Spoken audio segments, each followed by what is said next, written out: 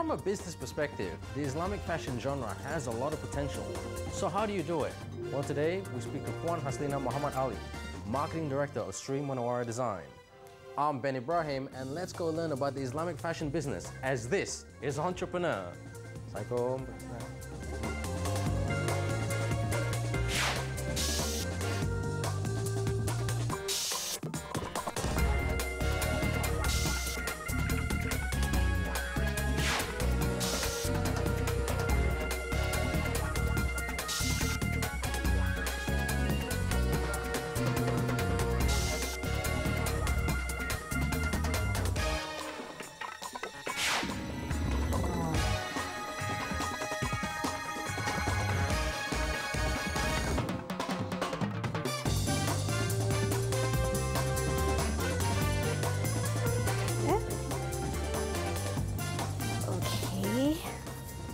Hello everybody and welcome to Entrepreneur. You're with me, Ben Ibrahim, and as usual, always good to have you with us. Today, we're speaking to Puan Haslina Muhammad Ali, Marketing Director of Munawwarah Design.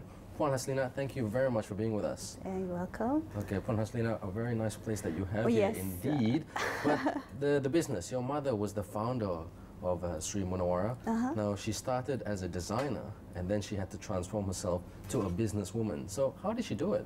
Actually, Ben, she didn't start off as a designer. She actually started off as a normal working person who just, you know, she was actually working with Post Malaysia before that. So she was an employee? Yes, she was an employee. There was one brief stint when we were actually abroad because my father was with a diplomat. So we were in New Zealand for about 2 or 3 years. That's where she started to pick up a bit of, she's refined her sewing skills. Yeah. Because before that, sewing was a hobby. During her free time, she used to go and pick up courses on, you know, dressmaking and what do you call this, home industries, you know, do stuff like that.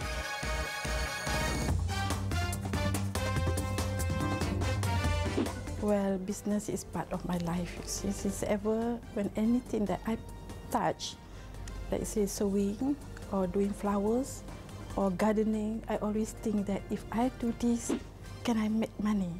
So, because you know what, if you just do without any benefit, I feel that it's a waste of time. So, wherever anything I touch, is give the benefit to continue. Which, if without money, I cannot continue my whatever I want to, you know, to achieve. The transition point began was really when she came back from Hajj. Okay. That was in 1990, and when she came back from Hajj, she was she thought that, you know, there's this vacuum. You know, a lot of ladies who go for Hajj are like really blur. You know, they don't know what to bring. Either they get no advice or they get too much advice, which doesn't apply to them. They bring too many things. There's safety hazards. There's they don't blend in with the culture. It's not practical. So that was her experience. So when she came back, she said, okay, let's try this from home. So actually, she started back in 1990 to just make stuff from home. And slowly, in 1992, she went to Tabung Haji and suggested to the Tabung Haji people that, you know, we need to do something about the women's clothes in this country when they go for Hajj. And surprisingly, within a week, they accepted the idea. So that's where it really officially started, and it hit. Henceforth, we have almost 20 years worth of R&D. Now you're involved in this business. It's a family business. Yes, but very much. What's the motive, as a family, what's the motive behind running this business? Is it, I call it PPO, profit, passion, or other? I would think it's passion. Passion, It's passion. I mean, my late father used to question, you know, and a lot of people, I think, we used to question. I mean, hello, you did your degree, and my brother did architecture. Wow. He finished his degree as well. Did very well. At that time, in 1992, a lot of people would say, did all that studying, and here you are selling socks for people going to Hajj. You know, selling telekung. What's the vision? We were working from home, and we had one little small shop. That's where we had our workshop. That's where we sold our clothes. But I think my mom had a vision. If we do anything, if you have passion in it, and if you understand why you're doing it, it will go places. You spoke about research and you spoke about practicality. Now, research takes time. Now, back then when you first started the business in 1992, what was the most challenging aspect in getting the business off and running?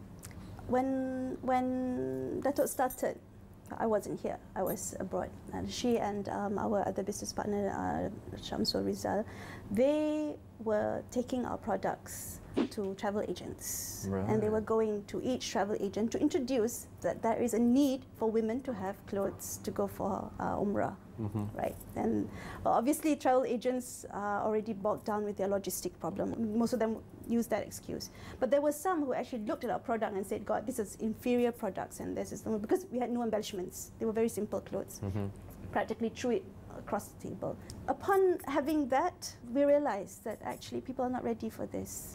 So our biggest challenge, again, with Munawwarah, was to tell people it is about looking good and yet covering. And I think our biggest challenge was to actually set the mood. So you said your challenge was about mood, mindset, and you changed that mood and mindset by having certain VIPs, influential VIPs, wearing your clothes. Yeah. Would you advise all future fashion entrepreneurs, or any entrepreneur for that matter, the way to change a mood and a mindset is through very much TV branding and visibility in the media? To have TV branding or going to the media or to serve VIPs, you have to have a certain quality. Yeah. So if you don't have that quality or you don't have that convincing factor, I don't think you should go into it. You know, of course, there's the mass. We have everybody who needs to wear clothes and all this sort of thing.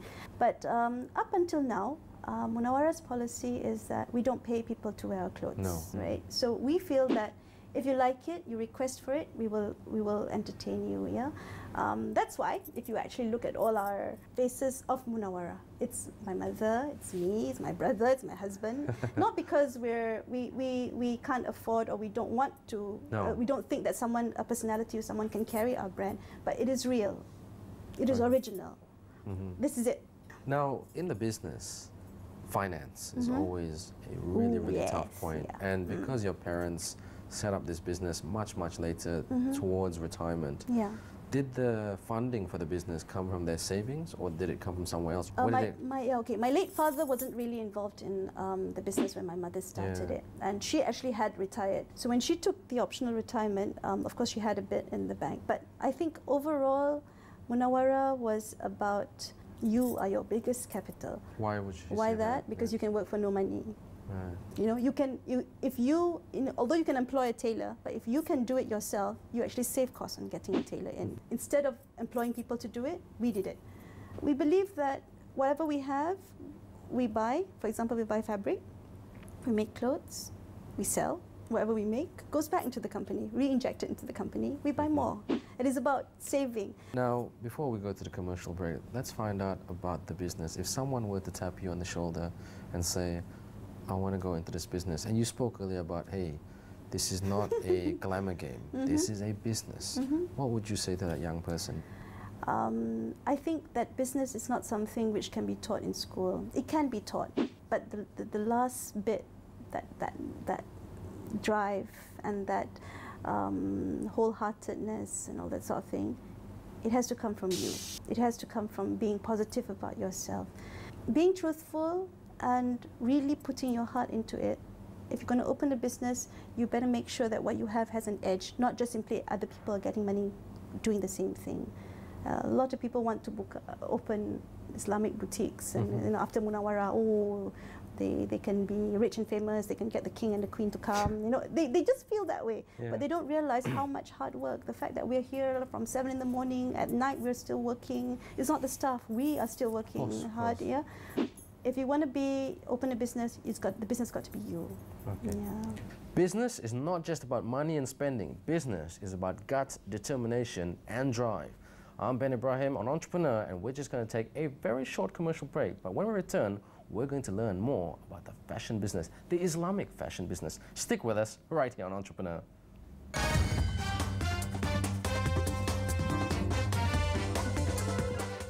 Every Wednesday, form and space, light and shadow, combine. What do you get? A house. And not just a house, but a home. Join Said Paradino Omar and Linawati Adnan as they help you find your dream house and turn it into your dream home. On In Realty, Wednesday at 9:30 p.m. on Astro Awani.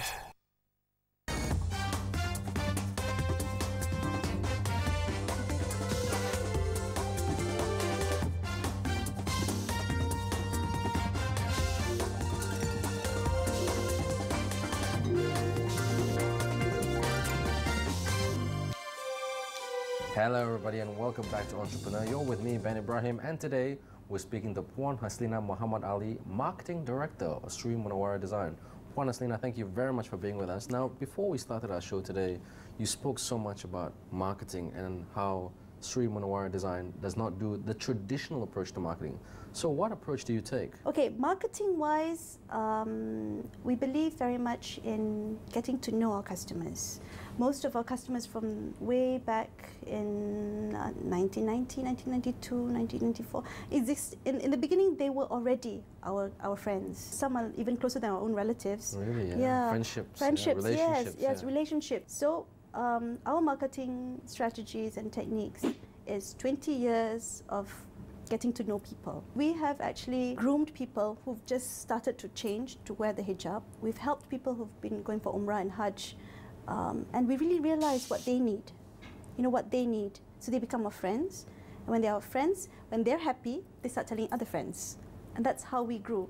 So who are your biggest buyers, or who's the biggest market in terms of cash cow? Women, obviously. Yeah. Munawwarah has many different departments. Now we've got our Haj and Umrah departments, and that is of course quite seasonal. During the Hajj season, that is like one whole, I need to have most of my staff there to handle the Hajj people, pilgrims, people going for the Hajj. Of course, during the Hajj season, that's where the cash flow comes in from. Of course, yeah. But again, because we fulfill the needs, we've got a lot of hijab. We've got one whole shop dedicated to just Tudung. Okay, and the staff there are actually trained to help people with the Tudung. And once a month or once every 2 months, I do my grooming session here, how to wear it. And we've got one shop which focuses on lifestyle. Now that's where you find clothes to go here, clothes to go there. And the staff, again, we try as much as possible to be able to train the staff to help the customers choose something suitable for what they need. Speaking about growth and development and starting from young and going right till the end, but if you compare the Malaysian Islamic fashion industry compared to somewhere like Indonesia, how would you compare both countries, like in terms of growth, in terms of style, in terms of fashion creativity? Okay, clothes is actually very much related to culture. Yeah. And when it's about culture, it talks about lifestyle, yeah? It talks about preferences, okay? Now, if you talk about Islamic fashion, everybody says then we should look at the Gulf countries, we should look at Saudi Arabia, the Middle East. The Middle East, yeah. If you talk about Middle East, they have a different culture. They have the rules of their country requires the women to only wear black. The clothes and the culture are together.